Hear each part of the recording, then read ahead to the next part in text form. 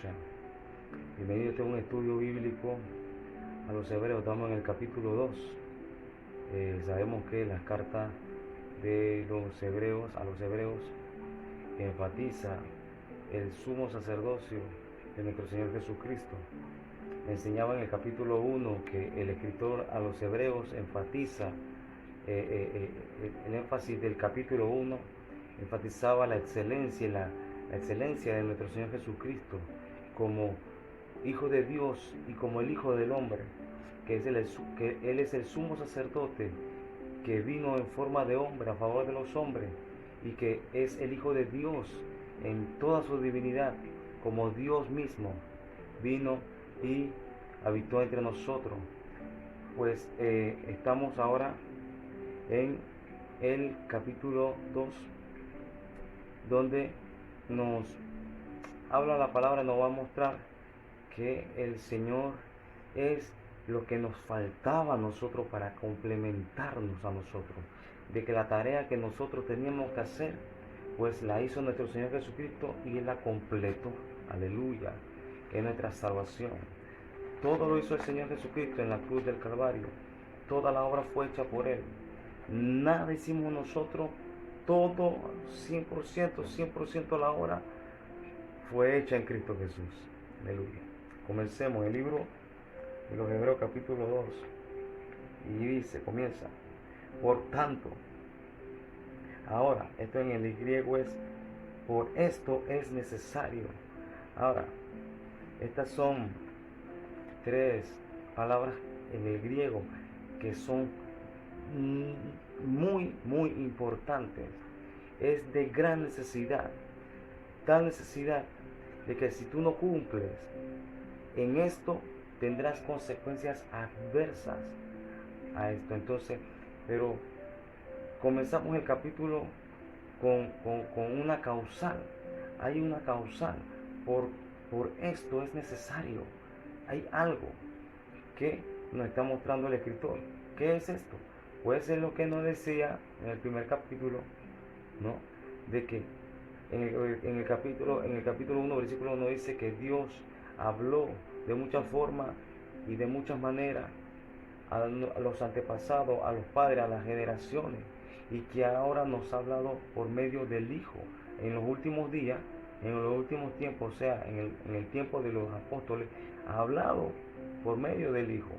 Entonces, ¿qué enseña esto? Que por esta causa, Dios hablando de diferentes formas, ¿no? Dios habla muchas veces y de muchas maneras, en visiones, en sueños, por teofanía, por medio de sus profetas y sus mensajeros a lo largo de todas las generaciones, y que ahora lo hizo mediante su Hijo. Eso quiere decir, pues, mediante el Hijo del Hombre, Dios hecho hombre, nuestro Señor Jesucristo en su humanidad, ¿no? Ahora lo hizo por medio de su Hijo. En pocas palabras, que Dios vino a traer su palabra, el mismo personalizado en hombre, a traer su palabra. Y por eso él dice, por tanto, es necesario que lo que él vino a traer, nosotros lo retengamos en nuestro corazón. Entonces, este es el enfoque que él está dando al iniciar este capítulo. Dice, por tanto, es necesario que con más diligencia atendamos. Esta palabra atendamos es estimar. Entonces, él está diciendo, dice, por esto es necesario que con más diligencia estimemos o atendamos las cosas que hemos oído o escuchado. No sea que nos deslicemos. Esta palabra deslizar quiere decir falta de algo, ¿no? O como vaso rajado, la dejemos escurrir, ¿no? Como vaso rajado, la dejemos escurrir entre nosotros, ¿no? Que se nos deslice de nuestros dedos. Eso es lo que estoy diciendo. Entonces, es lo que nos está diciendo el autor de los Hebreos. Hay que aprovechar lo que hemos oído o escuchado, no sea que la dejemos escapar, escurriéndose entre nosotros. teniendo falta de eso. ¿No? Eso es lo que nos está diciendo el autor, que atenda, hay que aprovechar, ¿no? Hay que aprovechar lo que no han dicho, ¿no? No han dicho, no sea que la dejemos escapar, escurriéndose entre nosotros, o sea, que pase entre nosotros, que pase al lado de nosotros y nosotros no tengamos parte en eso, no tengamos nosotros parte en eso, en ese mensaje, en esa buena nueva que trajo nuestro Señor Jesucristo. Hay que aprovechar todo lo que nos ha dicho Dios desde el principio. Atendamos la voz de Dios, atendamos lo que Dios nos ha dicho durante todo este tiempo y que ahora Él mismo vino por medio de su Hijo para reconciliar al hombre con Dios. Atendamos ese llamado, atendamos ese mensaje para que no nos pase a nuestro lado y no tengamos nada que ver con ello. Mejor atendámoslo para que eso nosotros lo retengamos. Eso es lo que nos está diciendo el autor aquí. Por tanto, es necesario que con más diligencia atendamos o estimemos las cosas que hemos oído, no sea que nos deslicemos teniendo falta de eso. Porque si la palabra, versículo 2, porque si la palabra dicha por medio de los ángeles fue firme, aquí la palabra ángeles es mensajero, ¿no? Podemos interpretar de que la palabra dicha por medio de sus mensajeros fue firme. O sea, los mensajeros por medio que él habló en el pasado fue firme. Y toda transgresión y desobediencia recibió justa retribución. Esto es consecuencia, ¿no? Aquí no está hablando de las consecuencias que mencioné antes, que hay que tener atento, hay que atender al llamado, al mensaje, porque si no atendemos, esto es de necesidad absoluta, de que si no atendemos ese llamado, tendremos una consecuencia, ¿no? Nos está hablando de consecuencias, ¿no? Ahora viene el versículo 3, dice, ¿cómo escaparemos nosotros si descuidamos una salvación tan grande? Ahora, este es un versículo que ha sido muy mal interpretado por muchas personas, porque hay personas que dicen que por medio de este versículo la salvación se pierde. Hay una mala interpretación en este pasaje, y yo voy a demostrarte que no se está entendiendo la palabra como es, ¿no? Porque la palabra descuidemos quiere decir tener en poco, ¿no? Tener en poco, o despreciar, o desechar, o hacer a un lado, o ignorar. Eso es lo que quiere decir esta palabra. ¿Cómo escaparás tú? Acuérdate que no está hablando de una consecuencia. Hay que ver el texto para entender el contexto para entender este texto. No está hablando de una consecuencia. Entonces, ¿cómo escaparás tú? ¿Cómo escaparás tú si no atiendes al llamado? Si tienes en poco, lo echas a un lado, si no formas parte con él. ¿Cómo escaparás tú? No, si desechas, si no formas parte, si esa salvación pasa a tu lado y no tienes parte con ella. En pocas palabras, ¿cómo tú te salvarás? ¿Cómo escaparás si esa salvación no penetra en ti? ¿Cómo escaparás si no eres salvo? Eso es lo que te está diciendo. No es que la salvación se pierda, no. Te está diciendo, ¿cómo escaparás si no eres salvo? ¿Cómo escaparás si desprecias esa salvación? ¿Cómo escaparás si no lleva parte contigo? ¿Cómo escaparás si nunca fuiste salvo? Eso es lo que te está diciendo. Porque la palabra que descuidar es tener en poco. Y tener en poco es desestimar. Esta palabra es ignorar, no llevar parte con eso. Entonces, una y otra vez te está diciendo esto. ¿Cómo escaparemos nosotros si descuidamos o tenemos en poco, no tenemos parte con ello, o desestimamos, desechamos una salvación tan grande, la cual habiendo sido anunciada primeramente por el Señor? Miren esto, la cual habiendo sido anunciada primeramente por el Señor, no fue confirmada por medio de los que oyeron. Esto es testimonio. ¿Quiénes testificaron al Mesías? Sus discípulos. Y ellos dieron testimonio de que lo que él dijo es veraz. Ellos dieron testimonio de lo que nuestro Señor Jesucristo dijo. Ellos dieron testimonio de que esa palabra es la que viene del Padre. Y ellos testificaron. Y ahora abro un paréntesis aquí. Vemos que el mismo autor se ubica entre la segunda generación, porque dice, lo cual habiendo sido anunciado primeramente por el Señor, nos fue confirmada por los que lo oyeron. O sea que el que escribió el autor de los Hebreos es un discípulo de segunda generación. Y muchos dicen, para los que dicen que Pablo, que si fue Pablo, que si fue, bueno, ya saben que pudo haber sido alguien de la segunda generación, pero Pablo no fue, porque aquí no está diciendo. Él recibió el mensaje de los que lo oyeron. Y Pablo, él dice que en Gálatas, creo que en Gálatas, que a él se le reveló la palabra por medio de nuestro Señor Jesucristo directamente. Él vio a nuestro Señor Jesucristo. Entonces, esto es testimonio. Dice, versículo 4, testificando Dios juntamente con ellos. Juntamente con ellos. Con señales y prodigios y diversos milagros, repartimientos del Espíritu Santo, según su voluntad. ¿No? Entonces, una y otra vez te está diciendo, atiende el llamado, porque va a haber una consecuencia. Atiende el llamado. Dios ha hablado muchas veces, de muchas formas, y ahora vino por parte del Hijo, quien tiene mayor nombre que todo, y es excelente, más excelente que todas las cosas. Vino Él y nos reveló el cielo, el reino de los cielos. Entonces atiende el llamado. Hay una buena nueva. No la dejes escapar. Eso es el enfoque de estos primeros versículos. Dice, versículo 5. Porque no sujetó,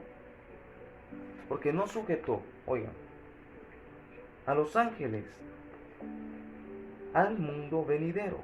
Ahora, cuando nos hablan del mundo venidero, la edad venidera, ¿no? Esta es una expresión, ¿no? Y recuerden a quién le está escribiendo el escritor, le está escribiendo a los hebreos. Entonces, para alguien que proviene del origen judío, ¿no? Escuchan esta frase que se dice Haolam Haba. Haolam Haba. Entonces, Haolam Haba significa la era venidera. La era venidera. Entonces, cada vez que se escucha esta expresión, ellos automáticamente piensan en el reino, porque esta expresión es para el reino, para lo que viene en un contexto judío. ¿Saben? Haolam Haba es una expresión del reino. Entonces, el escritor está utilizando aquí, está escribiendo esta expresión, ¿no? Está utilizando esta expresión. Está hablando del reino venidero, ¿no? Haolam Haba. Para el que le gusta estudiar la palabra, apúntela arriba, Haolam Haba, ¿no? En nuestra Biblia dice reino venidero, mundo venidero, pero es reino venidero, porque de eso es lo que se está hablando. No se está hablando del mundo, se está hablando del reino. Más abajo dice, porque de acerca del cual estamos hablando. Entonces, ¿qué nos está diciendo aquí? Que los ángeles, el reino no es para los ángeles, ¿no? El reino no es para los ángeles. Estos dicen, esto es lo que está diciendo. Ahora, los ángeles, ellos están en el reino de los cielos, ellos conocen la justicia de Dios, ¿no? Pero el reino de los cielos está sujeto a nosotros, ¿no? Eso es bueno, a la humanidad fue, ¿no? Entonces, los ángeles están para el propósito del ministerio de nosotros, o sea, de ti y de mí.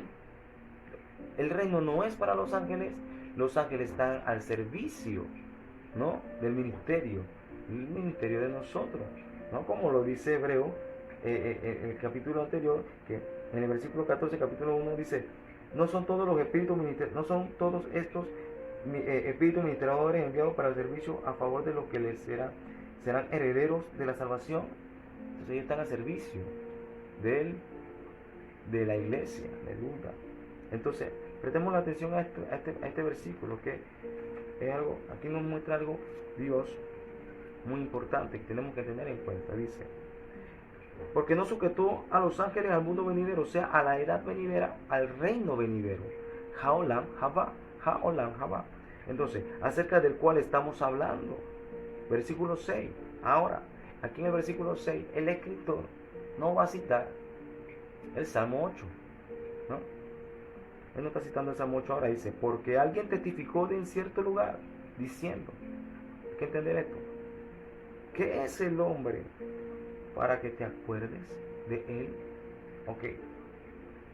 Entonces, en el contexto judío, ¿no? En el contexto judío, si te escucha la palabra o la frase, ¿qué es el hombre? ¿No? Esta palabra en hebreo significa que se asocia con el pacto, que se asocia con un pacto.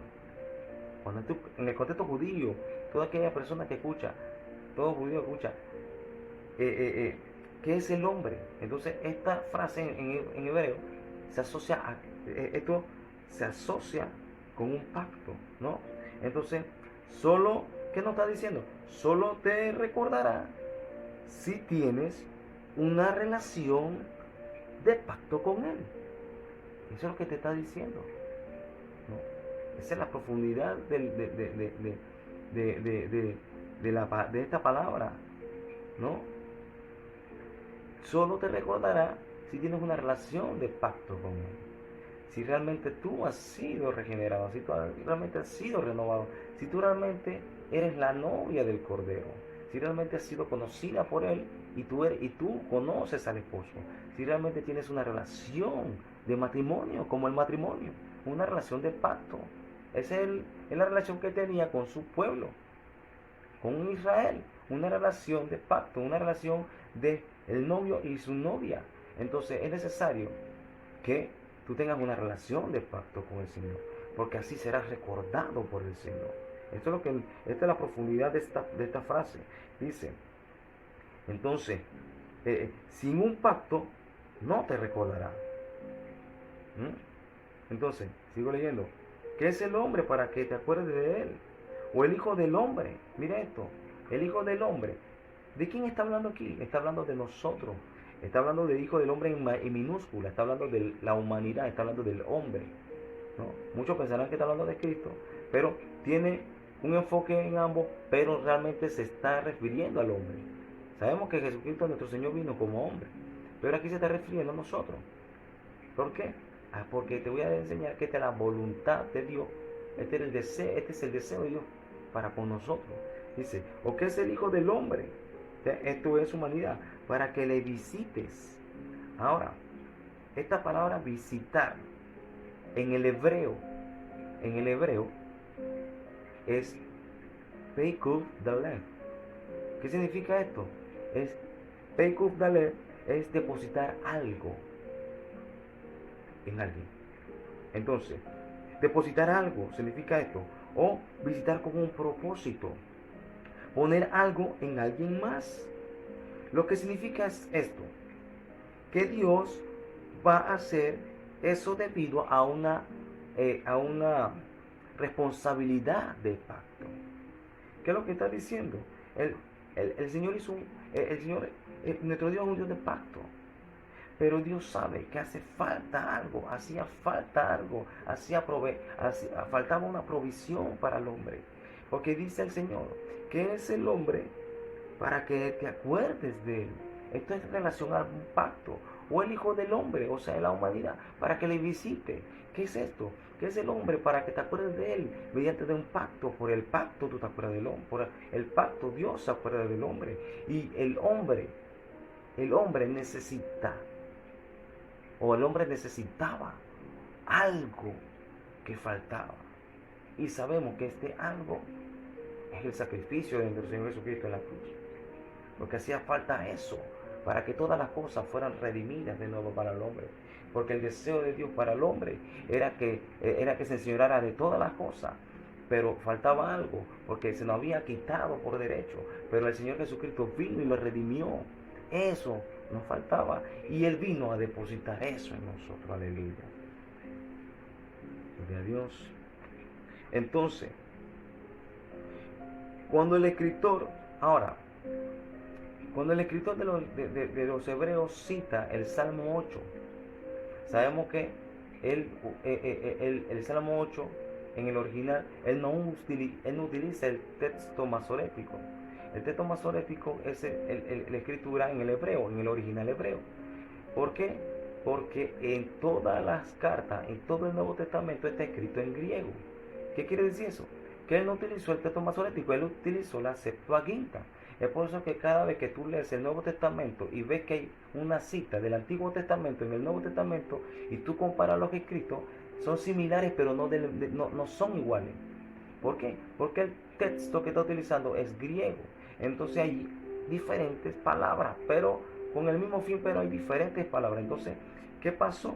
Que cuando el autor utilizó esta palabra de visitar, que en el hebreo es peikudale, él no utilizó él debió utilizar una palabra más cercana para que se pareciera a este de depositar algo. Pero él no utilizó esta palabra. Él utilizó la palabra para escrutar. No, él utilizó la palabra para escrutar. En este texto es la palabra escrutar, pero en el original, porque estamos hablando de que él utilizó el Salmo 8, y yo tengo que reírme al Salmo 8. Ahora, él utilizó aquí escrutar.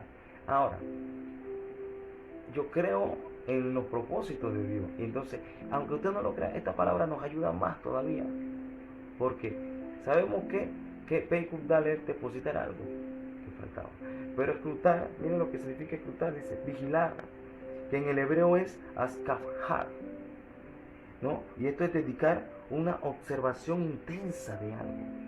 Entonces, cuando yo veo esto, me voy a la palabra donde está Isaac, que iba a ser sacrificado. Ahora sabemos que Isaac no fue sacrificado. Sabemos que hubo un sustituto para Isaac. Entonces vemos que ahí fue depositado algo que faltaba. Porque no iba a bastar el sacrificio de Isaac para complacer a nuestro Dios, sino que alguien tenía que venir para que fuera complaciente delante de Dios, para que eso fuera su complacencia.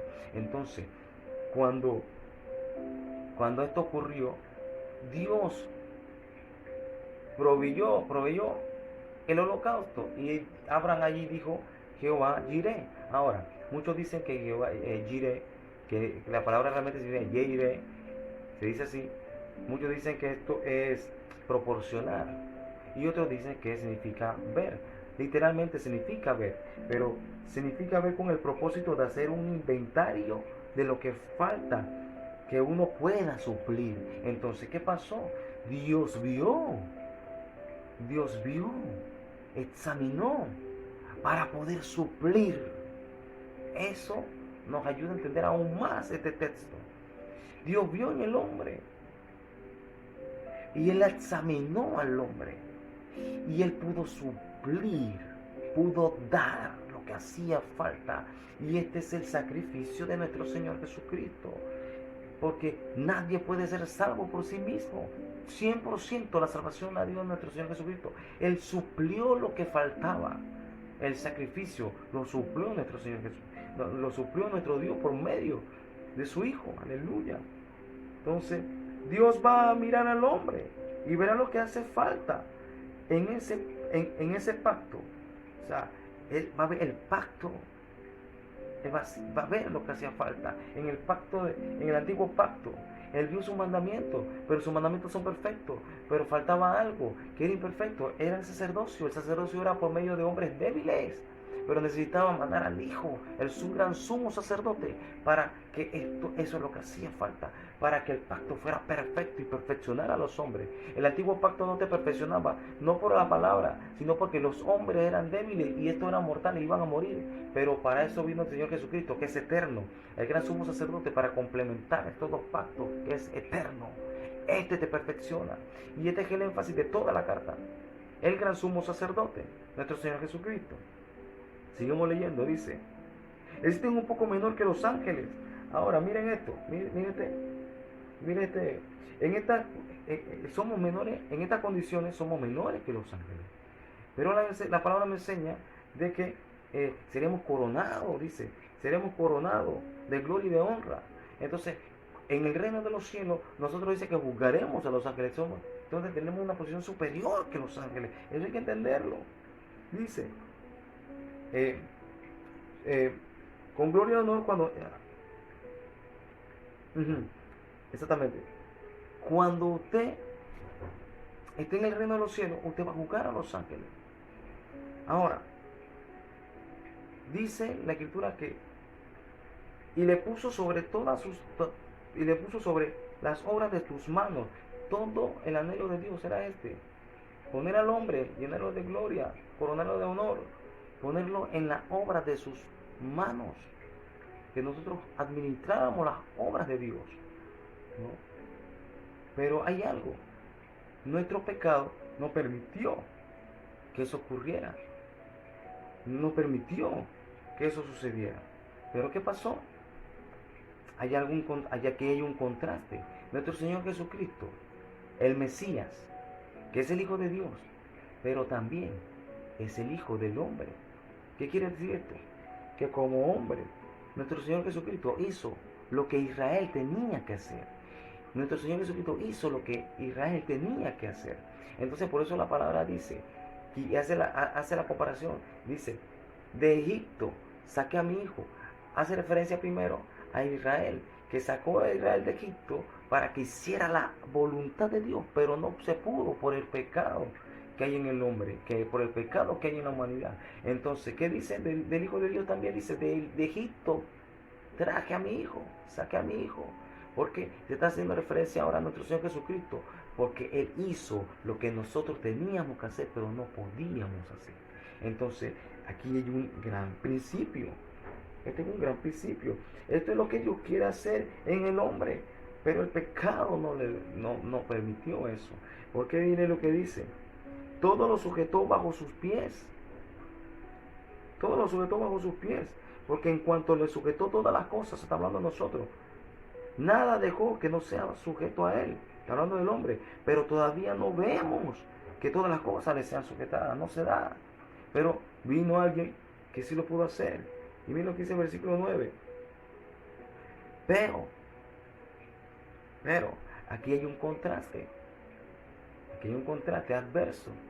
Aquí hay algo. Bueno, él está diciendo, bueno, el hombre no lo pudo hacer, pero hay alguien que sí lo pudo hacer y que ahora trae de nuevo. Lo que el hombre perdió, ahora lo vuelve a traer para el hombre.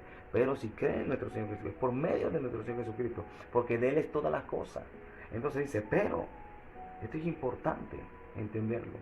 Pero, dice, que Él quería depositar algo. El hombre, Dios lo examina, pero faltaba algo. Y nuestro Señor Jesucristo, este es el contraste de lo que el hombre no pudo hacer. Para lo que el hombre fue hecho y no pudo hacerlo por sí mismo, vino el Señor Jesucristo para poder redimir la posición del hombre. Dice, pero vemos a aquel que fue un poco menor que los ángeles. Aquí, cuando habla un poco menor que los ángeles, habla de la humanidad de nuestro Señor Jesucristo. Está hablando el hombre, el Hijo del hombre, nuestro Señor Jesucristo como hombre. Dice, pero vemos a aquel que fue un poco menor que los ángeles, sea un hombre, a Jesús, coronado de gloria y de honor. ¿A qué? ¿A causa de qué? Esto es importante. A causa del padecimiento de la muerte. El padecimiento de la muerte. ¿Para qué? Para que por la gracia de Dios gustásemos la muerte, gustase la muerte por todos. ¿Por medio de qué? Del padecimiento. A muchos no les gusta escuchar esto, pero la Biblia enseña una y otra vez que nuestro Señor Jesucristo padeció, y la Biblia dice que hay que padecer juntamente con Él. Dice el versículo 10, ten atención, porque aquí hay un conector, de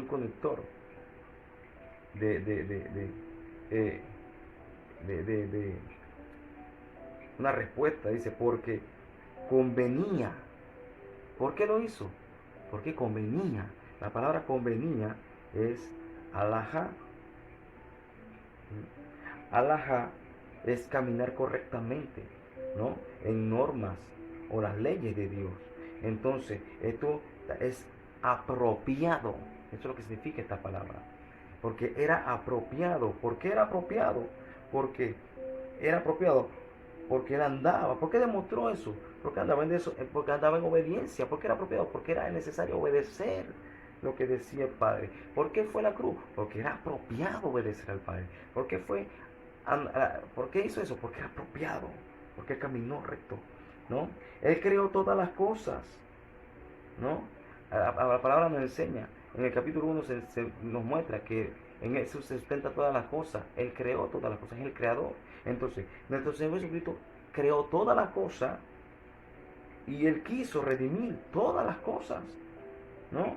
Y al hacer eso llevó a muchos a la gloria. Mira lo que dice, porque convenía, y aquel cuya causa son todas las cosas, y por quien todas las cosas son, por cual porque en todas las cosas subsisten, habiendo de llevar muchos hijos a la gloria, perfeccionándose, ¿por qué?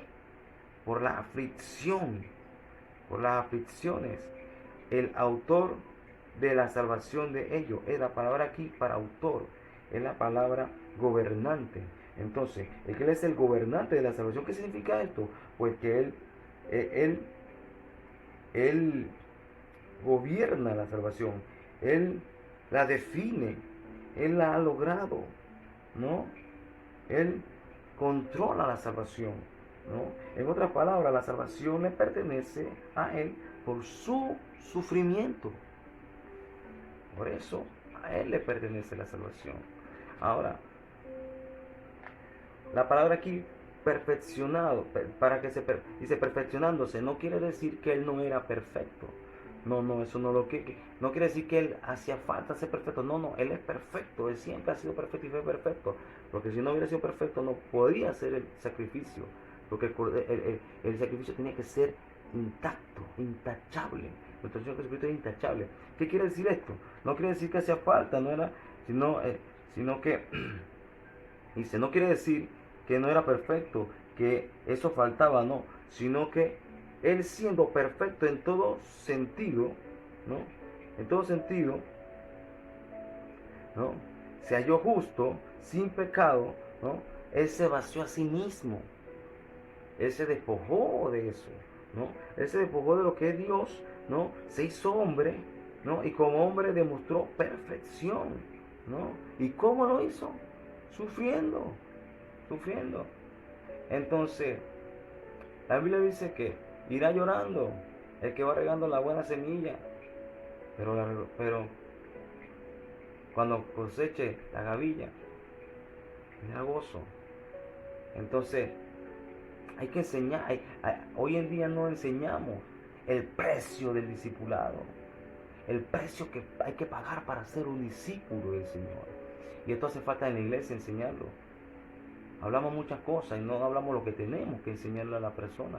El precio que hay que pagar por seguir a nuestro Señor Jesucristo, ¿no? Es bueno, estas cosas no se pueden ignorar. No se pueden ignorar. Versículo 11. Porque el que santifica y los que son santificados, aquel que santifica es el Mesías, y los que son santificados somos nosotros. Dice, porque los que santifican y los que son santificados, de uno son todos. Dice, de uno son todos, es que todos nos convertimos a uno, por lo cual no se avergüenza de llamarnos hermanos. Ahora, ¿de dónde saca esto? ¿Del aire? No. Va a citar el Salmo 22. Dice, diciendo, anunciaré a mis hermanos tu nombre. En medio de la congregación te alabaré. Ahora, ¿qué quiere decir esto? ¿Qué se supone que tenemos que aprender de esto? ¿No? Bueno. Y si no entiendes lo que implica esta verdad bíblica, vas a tener consecuencias adversas. Te estás perdiendo de un gran misterio por el cual realmente estás haciendo todo esto, ¿no? Esos son verdades espirituales. Es un fundamento. Esto es fundamental. Entender esto es fundamental. ¿Qué es fundamental? Dice, anunciaré a mis hermanos tu nombre. En medio de la congregación te alabaré. ¿Qué es esto? Si tú estás escuchando que hay un sumo sacerdote, si tú estás escuchando que Dios vino y pagó todo el precio por ti, y tú no conoces el nombre del Señor Jesucristo, este es el propósito de todo. Mostraré el nombre de Dios. ¿Cuál es el nombre de Dios? Su carácter, su forma de pensar, su forma de hablarte, su querer, su anhelo, su voluntad. Ese es el nombre de Dios. Ese es lo que nuestro Señor Jesucristo vino a mostrar, el carácter del reino, del Padre. Si ignoras esta gran verdad, entonces ¿qué estás viviendo? Ese es el carácter del reino. Este es un fundamento, este es algo fundamental que tenemos que entender. Porque ¿por qué fue a la cruz? ¿Por qué? ¿Por qué te trajo a la familia del reino? para esto, para que conozcas el nombre de Dios, para que puedas adorar, porque no puedes adorar lo que no conoces. Tienes que adorar lo que conoces. Tienes que conocer al Mesías que te amó, que te ama y que te salvó. Solo se adora lo que él conoce. Versículo 13 dice, otra vez, ojo, cuando la palabra se refiere otra vez, cuando dice otra vez, se refiere a las escrituras, a la antigua escritura, al Antiguo Testamento dice, y otra vez, yo confiaré en él. Y de nuevo, ahora citando otro pasaje del Antiguo Testamento dice, he aquí, yo y los hijos que Dios me dio. Ahora, ¿qué es esto? El escritor de los Hebreos está citando Isaías 8. Entonces, ¿qué pasa aquí? Que Isaías 8 está inherentemente conectado con una profecía muy famosa que hay en el capítulo 7 de Isaías. Entonces, tenemos una profecía. ¿Cuál es esta profecía? Que un hijo saldría de una virgen y su nombre sería llamado Emmanuel. Emmanuel. Ahora, esta profecía viene en tiempos de Israel, donde el rey Acaz rehusó a creer a Dios. ¿Por qué? Porque sabemos que el reino de Siria, el rey de Siria y el reino de Efraín, la casa de Efraín, los hermanos de Judá, venían a conspirar en contra de Acaz, del reino, del reino del sur, contra Judá. Ellos venían a conspirar en contra de Judá. Entonces, la palabra nos enseña de que Dios le dice a Isaías, ¿no?, que hablara con Acaz, y Acaz no escuchó la voz de Dios. Entonces, dice, yo confiaré en ti. Dice, versículo 13, y otra vez dice, y yo confiaré en ti. Entonces, ¿a quién se está refiriendo? Acaz. Acaz no confió en Dios. Se está refiriendo a Isaías. Y no solamente, Isaías creyó en Dios, pero no solamente Isaías, sino la casa de David. Entonces, cuando digo la casa de David, esto quiere decir aquellos que van a recibir al Mesías. Está hablando del nuevo pacto, ¿no? Emmanuel es el nombre redentor del Mesías, ¿no? Aquí hay algo poderoso, porque ¿qué confirmaba esta profecía?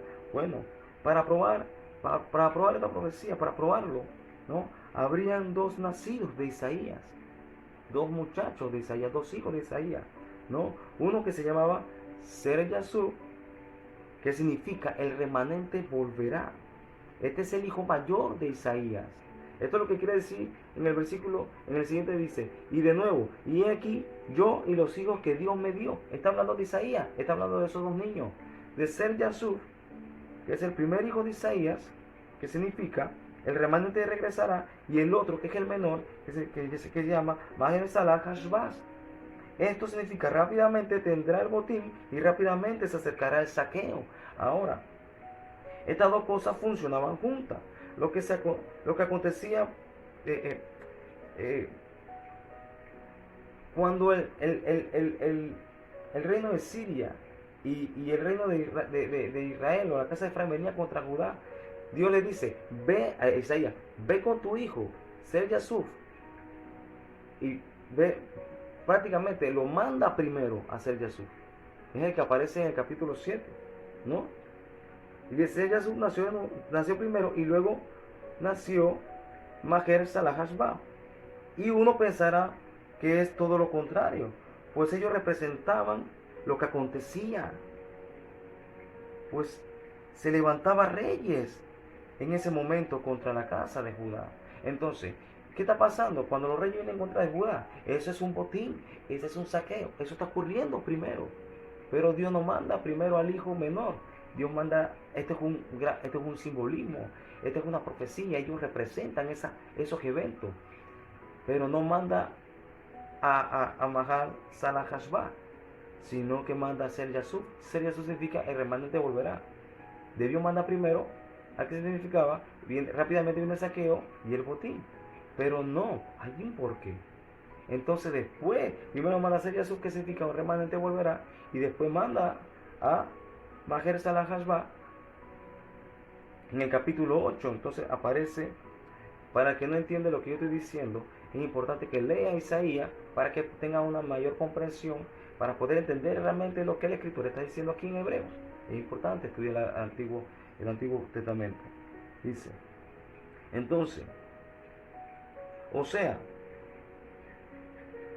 que el botín o un saqueo, o sea, el hijo menor, y luego sabemos que Judá fue al exilio. Hay dos eventos que ocurrieron. Primero, cuando hablamos de que realmente está hablando del exilio. Primero vino, también se refiere a Siria y a Babilonia que vienen, y ese es el botín, ese es el saqueo, y después un remanente viene. Pero ¿por qué Dios pone primero a Ser Yasuf, que significa remanente viene, y después el rápido botín y el rápido saqueo? Porque Dios primero manda el mensaje de esperanza para después proveer la esperanza. Entonces estos hermanos estaban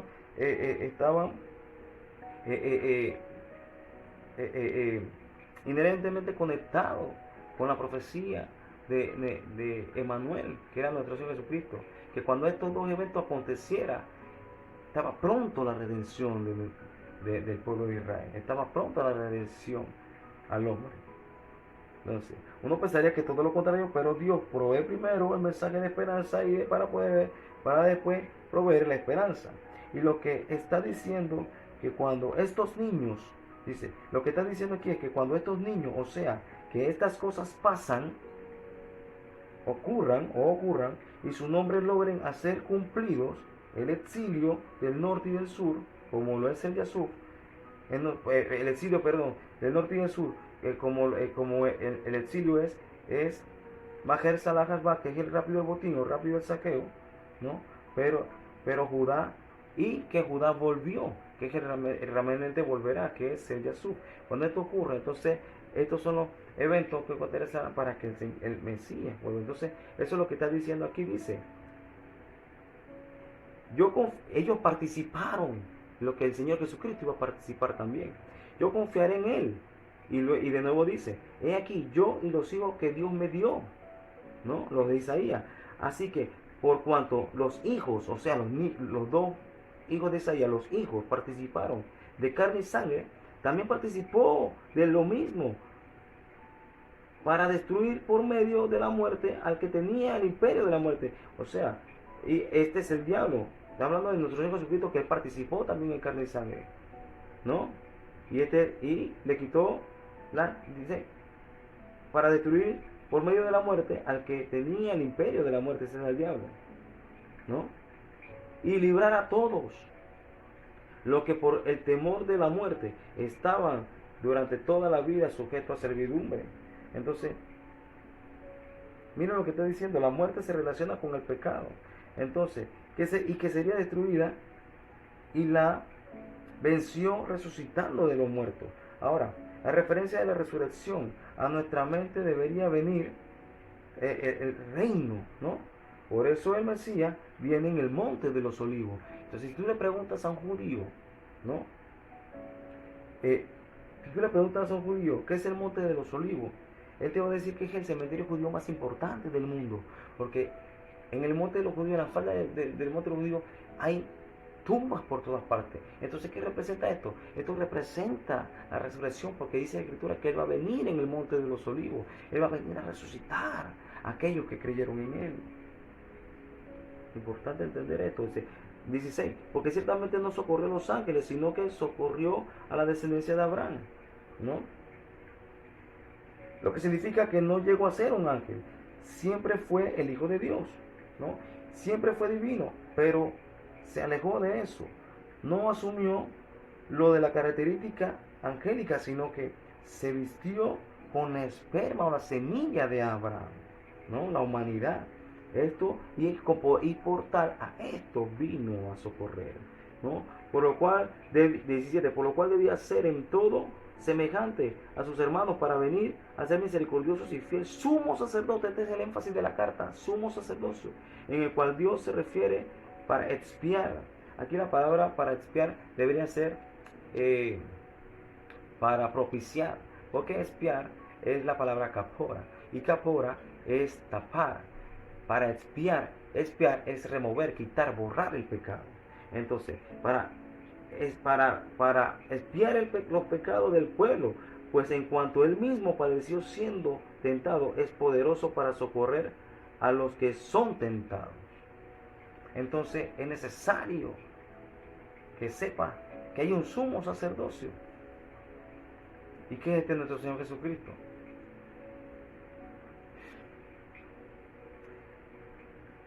Es bueno entender esto, de que el Señor Jesucristo suplió lo que hacía falta, Dios suplió lo que hacía falta por medio de nuestro Señor Jesucristo, que es el gran sumo sacerdote, y que por medio de Él tenemos redención, que Él pagó el precio, Él venció la muerte por medio de su resurrección.